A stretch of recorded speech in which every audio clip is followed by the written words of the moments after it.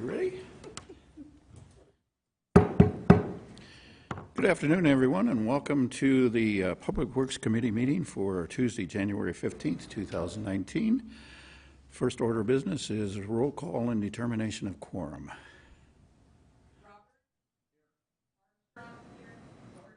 Here.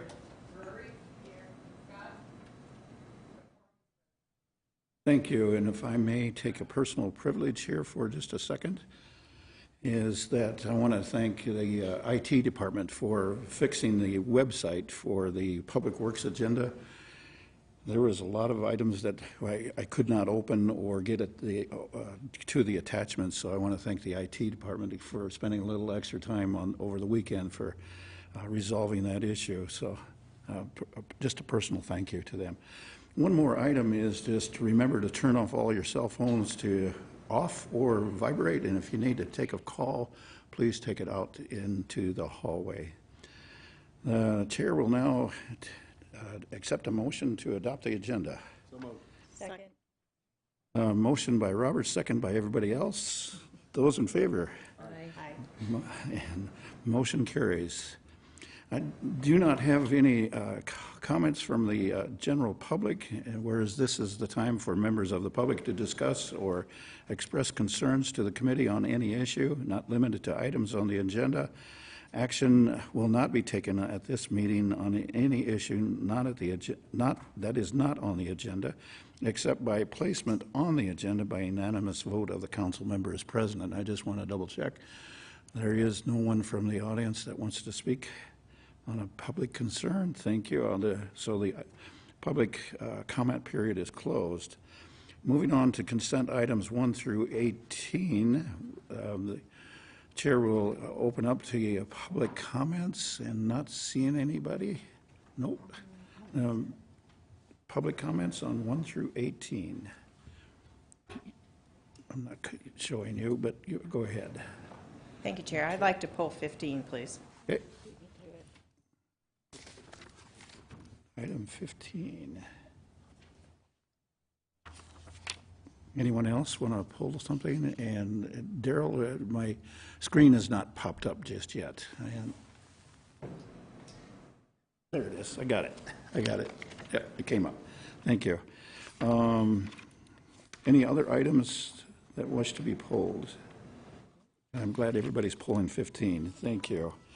So the chair will recognize a motion to accept the remainder of the consent items. So moved.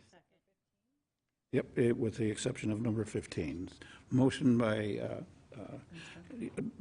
thank you, by Armstrong, second by Drury.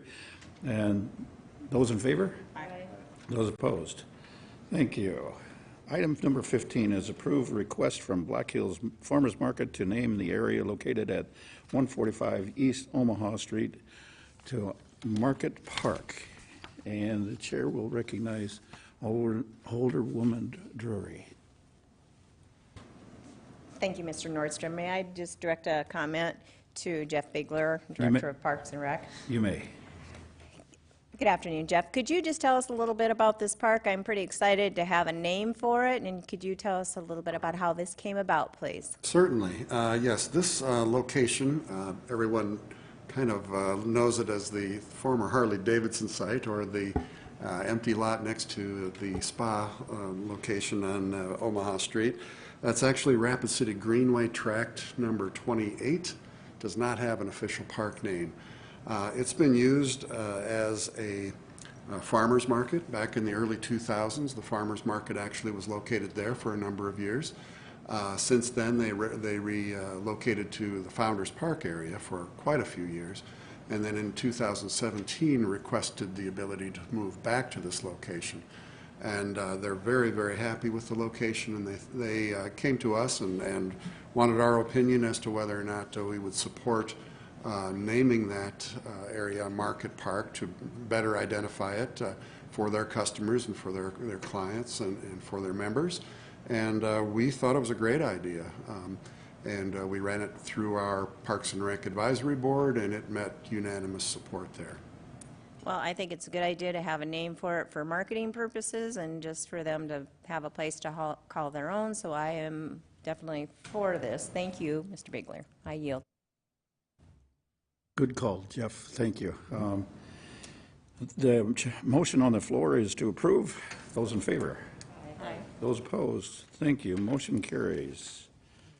All right, moving on to non-consent items. I have 2 speaker requests forms here. One from Mr. Shafi. Hanny, would you like to address the members of the committee? And just for the record, you state your name and association with the city. Yes, sir. Good afternoon, members of the committee. My name is Hani Shafi with Dream Design, representing the owner of Valley Park Subdivision. And we're before you in regard to item number 20, which is request for payment for from the city for portions of the sanitary sewer and regional detention pond. We're currently developing, sorry about that, developing 52 acres into an industrial park. And this property was purchased recently, and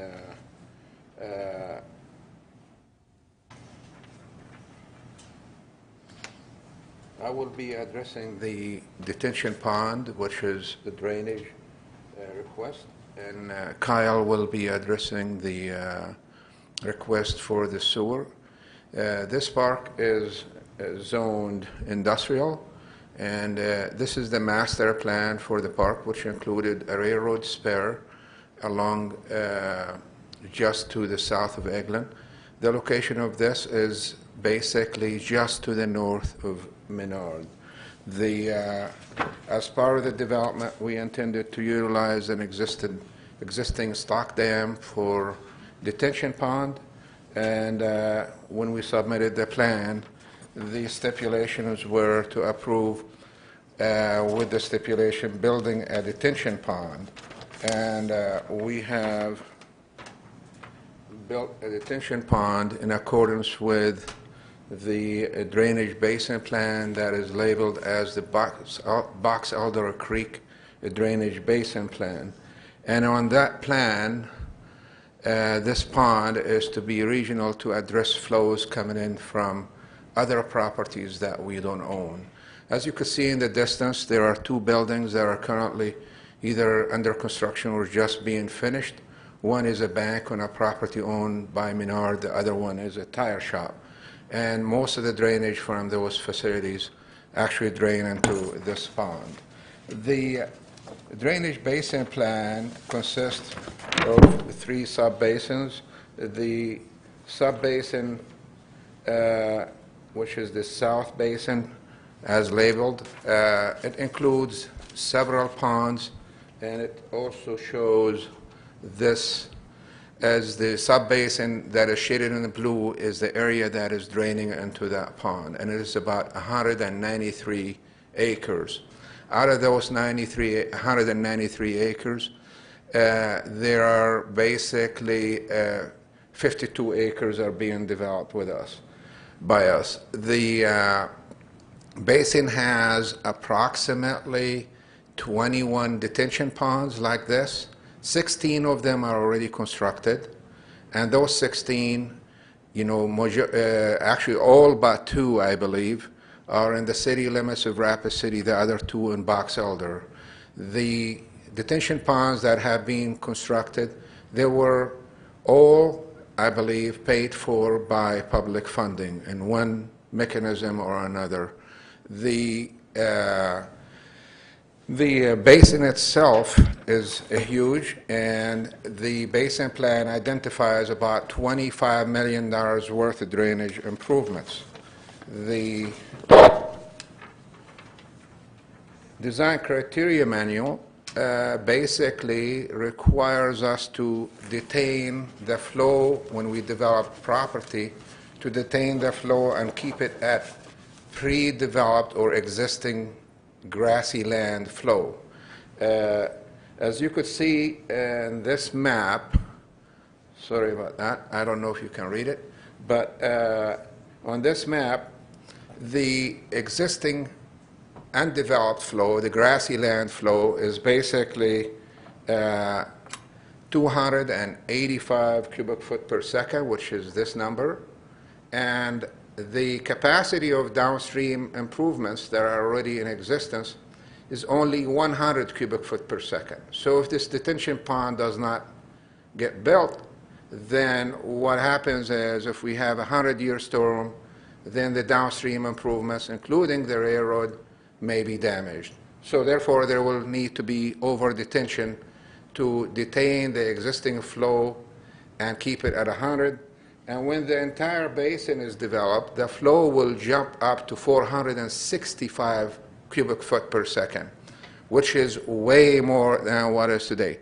And that basin includes other properties other than the property that we're developing. So we have to maintain the flow at that rate. The city has in the past, as I mentioned, paid for such regional detention ponds with public funding. I believe I attached in an email to you folks a letter from our attorney which basically states a legal opinion of what the city and us are being required to do. In this map it shows you basically in the blue the size of the detention pond, which is basically 4.44 acres. In the red is actually what we requested for oversize, which is basically 25% of the size of that pond. Based on the flow rates that we're required to do, we're only required to detain 13%,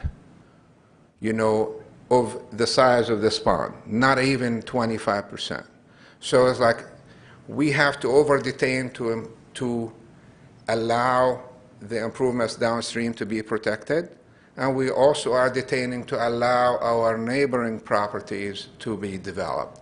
So therefore, we should not be required to build and pay for the entire cost, which Public Works agreed to pay us a portion of it, but they have not determined how much. And they also have not agreed to pay for the land. So thank you, and I'll be available for any questions. I know the timer may not be working, and I may have exceeded. I did plan my presentation for 3 minutes, and I think I already exceeded those. So if you have any questions, I'll be more than happy to answer them. And Kyle will address the sewer, and I'll be available for any questions for the drainage, and he'll fill in any gaps, probably, and I'll fill in any gaps that he may have in his answers. Thank you. Thank you. The chair is still entertaining public comment. And Kyle Treeler on item 20 as well. I'm not putting on the timer, but I trust your judgment to keep it close to the 3 minutes. Thank you. Kyle Treloar with KTM Design Solutions, representing the owner of and developer of this property. I planned accordingly and figured that he'd go over, so I kept mine pretty short. Thank you. So the second half of this request is for reimbursement for sanitary sewer line that's currently under construction in North Creek Drive. What we have is an extension of 10-inch sewer main that is being connected into Eglin Street on the north side of this property, and then being run to our existing North Valley Drive, which is also under construction right now.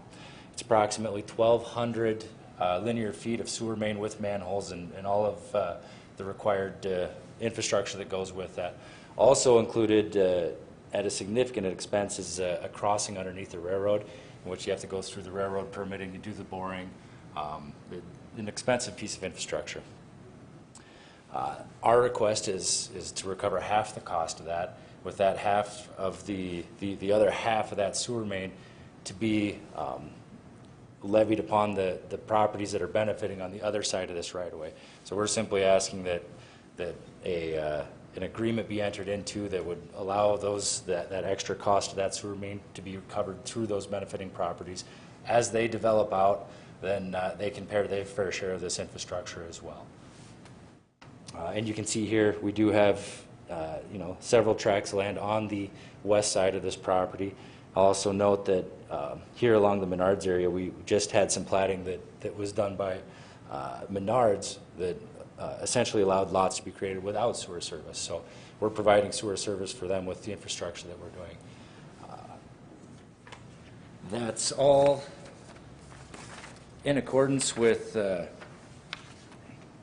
current Rapid City Code of Ordinances, which allows for water and sewer connection fees to be levied in cases exactly like this. And I'd kind of also point out that Eglin Street to the north of us, that sewer main was all constructed with public funding, and the same situation exists on that street as well. There's connection fees, so anybody that develops along Eglin Street, they're required to pay for their fair share of that infrastructure as well. Once again, I'll be available for any other questions, and if there are any, please feel free to ask. Thank you. Yes, thank you, Kyle, and thank you, Henny. Yes, do stand by. The next item on the agenda is item 19, a request by KTM Design Solutions on behalf of Yasmin Dream LLC for funding of drainage modifications located at Johnson Ranch subdivision in the amount of $129,680. And the chair will recognize Dale Tech. Thank you, Mr. Chairman. Discussions with the property owner on this item, they wish to have this item continued for 4 weeks, which would be the February 12th Public Works Committee meeting. And thank you. Second. Motion by Drury and second by Roberts. Those in favor? Aye. Those opposed? Thank you for that. And moving on to item number 20 is a request by KTM Design Solutions on behalf of Yasmin Dream LLC for reimbursement for detention pond improvements for the North Valley Park Stormwater Detention Pond in the amount of $581,115.16 for total construction cost, including right-of-way and easements plus repayment of 1/2 of construction cost for sanitary sewer improvements in the amount of $110,445.05. And the chair will recognize Alderwoman Drury. Thank you, Chair. May I ask a question to our Public Works Director, Dale Tech, please? You may. Mr. Tech, on the sanitary sewer improvements, is there a way, does the city have a way to implement what the applicant is asking for to disperse those fees to the other property owners? There are probably a number of ways to get there. Certainly, they'd all have to, there'd be an agreement that would have to be reached with the developer and the city. Certainly, the city could upfront some funding if a funding source is identified, and then the city could potentially recoup those costs into the future, or the city could implement a construction fee with the reimbursement going directly to the developer in the future. The city has done that, I believe, in both ways in the past. The thing about construction fees is there's never a guarantee if and when they'll get paid back. So certainly those fees or that fee area may be sitting there for many, many decades before the recoupment of those fees. So is there any recommendation for you on a correct way to, if we would say yes to number 20, if we would pass that? Do we need to say in the motion how we are going to recoup those fees, or how we should? My recommendation to the Public Works Committee, if you were so inclined to provide some sort of reimbursement, or that would be to allow the developer to be the beneficiary of a construction fee. So the city would set up a construction fee on behalf of the developer. So when those properties develop, they would receive that fee. So we would be like an intermediary between the developer and the new people that would come in and build later. Correct. Is this a burden on our finance department? The finance department has shared with me that it's been a problem for previous projects. We have some projects that go all the way back to the 1970s that they're still trying to track. And that becomes difficult as time goes by to know who gets what and who gets notified and so on and so forth. So it's problematic. It's not impossible, but it's problematic for them. However, if with the intermediary between the two parties, that probably Mr. Shaffey's group would be tracking that as well. I'm most certain that they would be keeping their eye on that, yes. I yield. Thank you. The chair will recognize, Alderman Roberts. Thank you, Mr. Chair. I will start with the water line. You know, one of the issues that I have with that is making them the beneficiary. We as a city have done this for years, where we do projects and we assess back the cost of the hookups to the sewers and to the waters. I sold one early last year that my client had a $30-some thousand hookup fee, and it's right out in that area. I mean, it's real close to it. It's off of Eggland out there. So we've done that for years. My issue with doing that and making them the beneficiary is we're actually pushing some cost off on them. Because whatever this cost is for them, if they're borrowing the money, they're out there paying that off over X amount of years. So we're pushing more costs off on them. This is another one, and I've said it for years and years and years and years, we're going to get ourselves into a bad situation by forcing developers to add value to other people's property. One of the people that's out there right now, I know they're waiting for those sewer line to get done so they can connect. So they've been on a septic system for who knows how long, decades maybe, waiting for somebody else to come in and pay for the infrastructure, you know, and then we look at these projects like Seeger Drive, where the city comes in on with a CIP, and there's no developer costs on that. The city's picking it up. So if you think that we're not picking up costs for infrastructure, you know, you need to relook at how we do business in Rapid. My problem is, and like I said, I've said this for years, once we start adding value to other people's property, we look at some interesting issues I think we could have in court if this is ever brought into, you know, in front of a court of law. And Joel, if you don't mind if I ask Joel Landine, because I'm going to have some more questions, especially on the next one for Joel. Go ahead. But, Go ahead. you know, I don't believe that we have ever been tried on something where we added value to another person's property yet, have we? And what's your opinion on that? No, I don't think that we've ever been tried because we added value to somebody else's property. I mean, staff has discussed this for a while. There's some issues with how we're doing this, but at the end of the day, I don't think we have any legal obligation to, because a developer is ready to develop, to divert money to pay for that portion of the water line. But it does force the developer then, if they want to develop their property, to extend the infrastructure, and then somebody else could benefit from that, and that's a choice they have to make. Ideally, everyone would contribute equally to the cost of the infrastructure, but one of the issues you have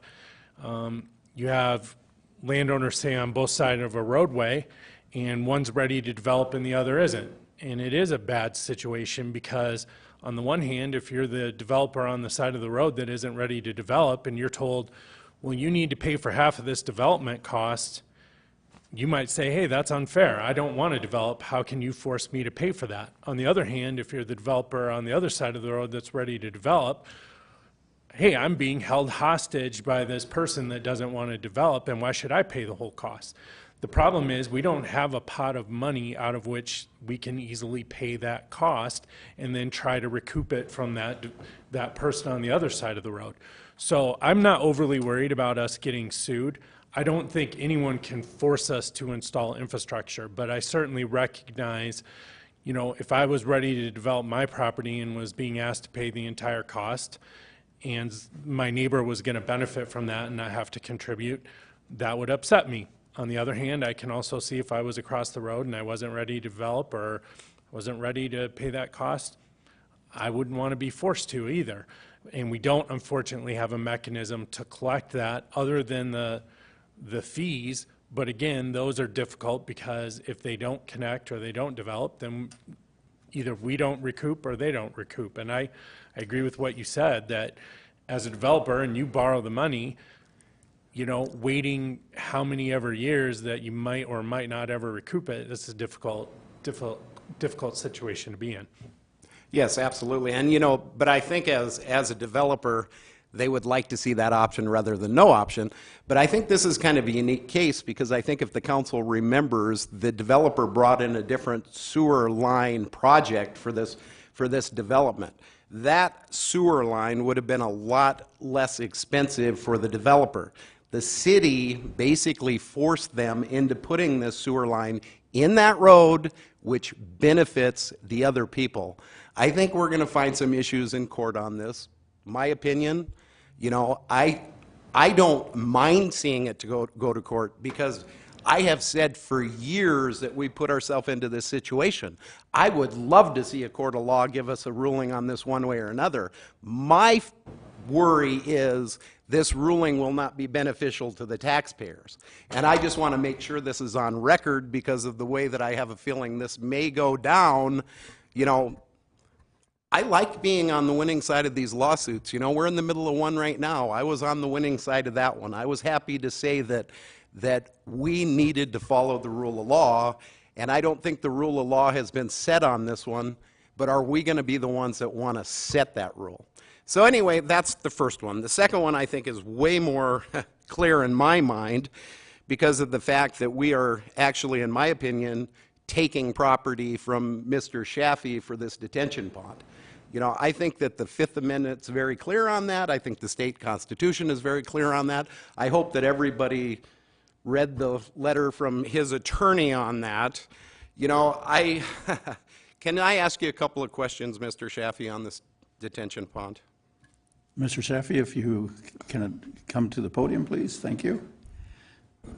So in your presentation a little bit earlier, you were saying that your development built out is only going to increase 13% on this drainage. Is that what you said? 16, whatever, like 13%?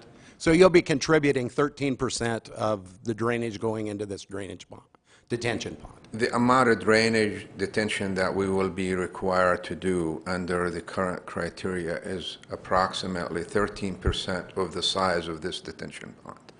So the other 87% is going to be regional. Yes, sir. So, Regional. You know, and there's a really simple issue to this. I mean, the city could go in and oversize the downstream detention, which we are responsible for. You know, so he wouldn't have to detain so much water on his property. But when you have to detain 87% more, then your development is going to contribute. And the city thinks that he should give them 3.5 acres of land. That's like them coming in and saying, you know, we want 1/3 of your property, and we're not going to give you a nickel for it. My opinion, it's plain and clear that this is just a taking of land. So anyway, go ahead. You're trying to say something. I'm getting on my soapbox. I hope that we don't take this in a negative way, but this is not a legal matter. This is not a legal issue. We're hoping that we could work together to come up with a solution that is fair to the taxpayers and fair to us to move this development further. You know, and incidentally, as far as the connection fees, there are 3 items actually in the same agenda today, item 4, 5, and 6. They're all related to construction connection fees. No different than this one, but you know, we're hoping just to work together to come up to a fair solution. Thank you. I totally agree with you there, and I hate to be looking at the worst case scenario on these, but it seems like since I've sat on the council, we've had a lot of worst case scenarios. You know, I went through Big Sky. I went through, you know, the last one that we went, and I don't want it to go that far. I don't think that is good for the taxpayers. I don't think it's good for the developers. I don't think it's good for the people that are looking at Rapid City to move their businesses to. I think that we need to look at ways to make this fair and accommodable for everybody, you know, but you know, when the city expects something from the people that are out there, I think that's wrong. I think the city should be benefiting the people of Rapid City, not, in my opinion, taking away from them. So anyway, I'll leave it there. Thank you.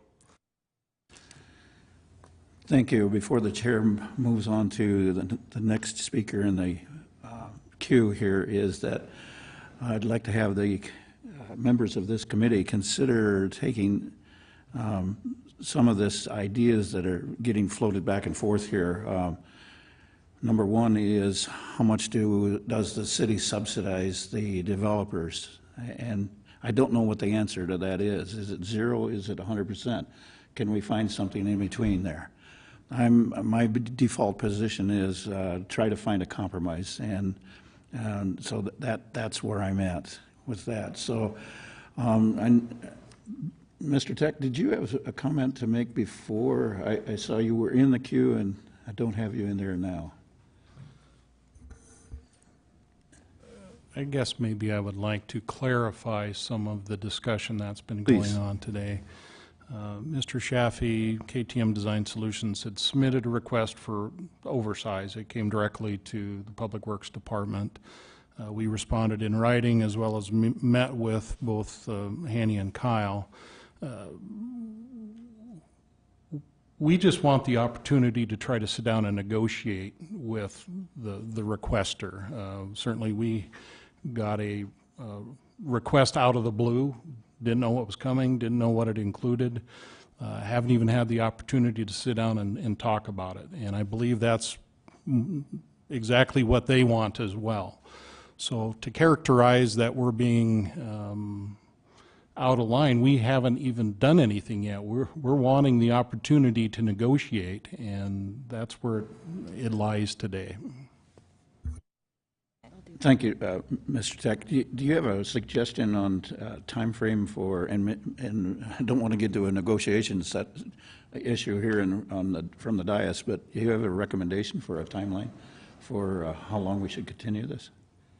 Well, I don't know if Mr. Shaffey is agreeable to continuing in this item. Certainly, it's going to take time to work through these issues, so I'll let him comment on that. Would you have a suggestion for us, Mr. Hanning, about, or Mr. Shaffey, about a time frame to comply with suggested idea? We're constructing the improvements, so really it does not, timing is not critical as long as we could reach an agreement with Public Works. I think continuation is probably very positive motion, and I think will give us time to sit down with the Public Works and try to finish up negotiations, as Dale mentioned. You know, and if we could continue it, so actually I made a mistake, Dale, when you asked me earlier.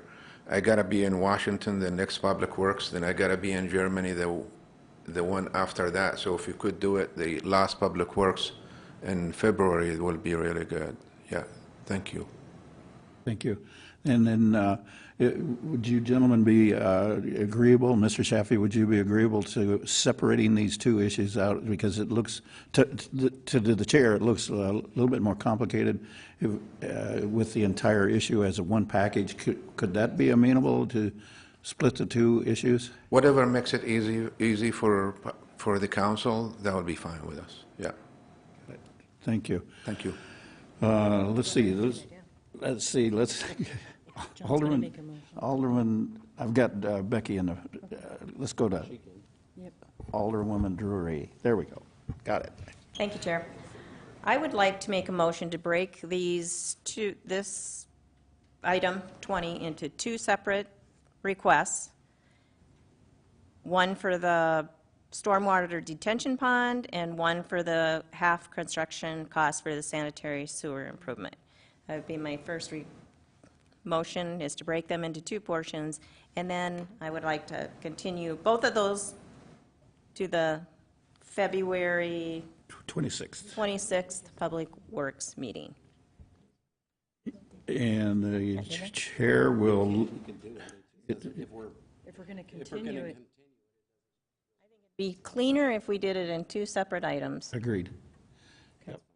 Second. Thank you. Second by Alderwoman Armstrong. Any other comments? So we're just breaking.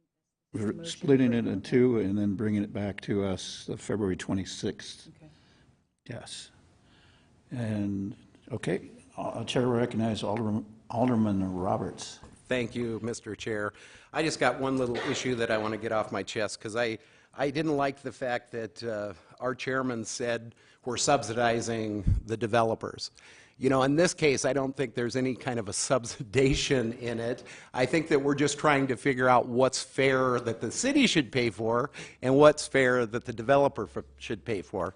I don't think when it comes to infrastructure, I've seen anything where we're really subsidizing them. I mean, I've seen a lot of times where the city does a CIP project and it subsidizes the, you know, but as far as new... Mr. Roberts, I've got a point of order question here, and we're just curious if this has your comments or any direction towards the motion that's on the floor.